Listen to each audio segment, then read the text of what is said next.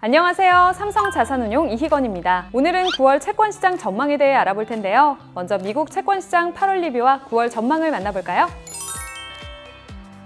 8월 30일 기준 미국 10년 금리는 전월 말 대비 0.05%포인트 상승한 1.29%, 2년 금리는 전월 말 대비 0.01%포인트 상승한 0.14%에 마감했습니다. 시장의 예상보다 연준의 테이퍼링 지연 가능성이 불거지면서 안전자산 선호가 약화됐습니다. 금리는 저점을 다지고 소폭 상승하는 모습을 보였습니다.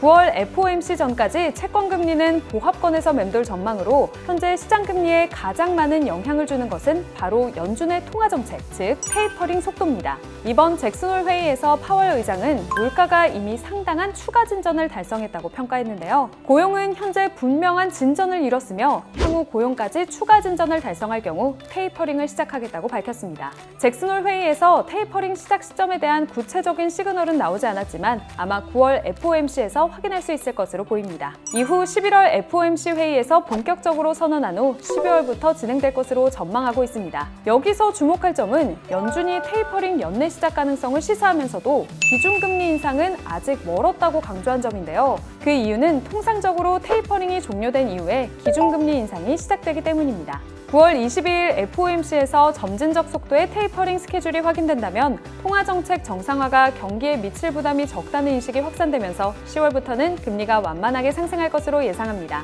다음은 한국 채권시장 8월 리뷰와 9월 전망에 대해 알아볼까요?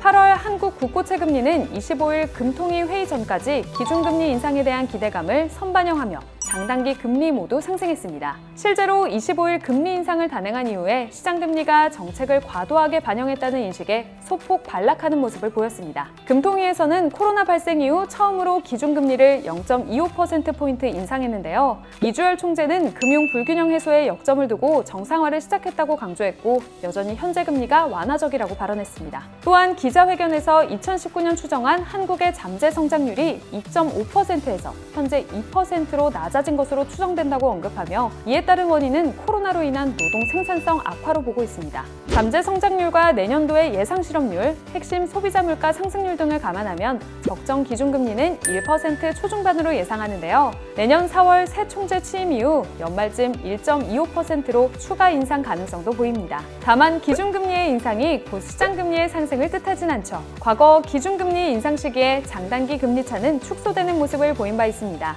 연말까지 단기물 금리인 3년 금리는 소폭 상승하고 장기물 금리인 10년 금리는 보합 또는 소폭 반락할 것으로 예상합니다.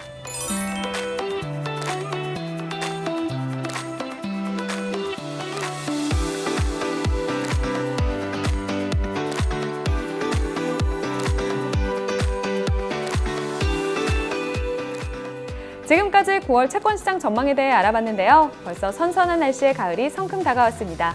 모두 건강에 유의하시고요. 그럼 구독과 좋아요, 알림 설정 눌러주시고 우리는 10월에 또 만나요.